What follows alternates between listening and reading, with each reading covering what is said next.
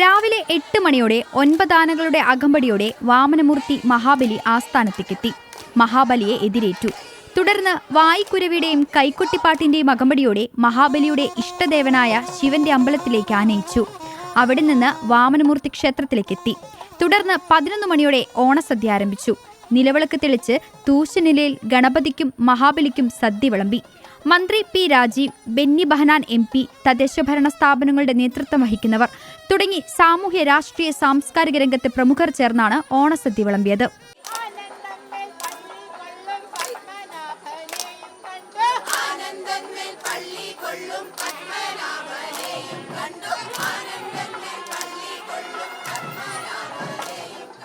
ഇരുപത്തെട്ട് കൂട്ടം വിഭവങ്ങൾ ചേർന്ന സദ്യ കഴിക്കാൻ ആബാലവൃദ്ധം ജനങ്ങളെത്തി. ഓണത്തിന്റെ വരവറിയിച്ചുകൊണ്ട് അത്തം നഗറിൽ ഉയർത്താനുള്ള അത്തപതാക ഈ ക്ഷേത്രത്തിൽ നിന്നാണ് കൊണ്ടുപോകുന്നത്.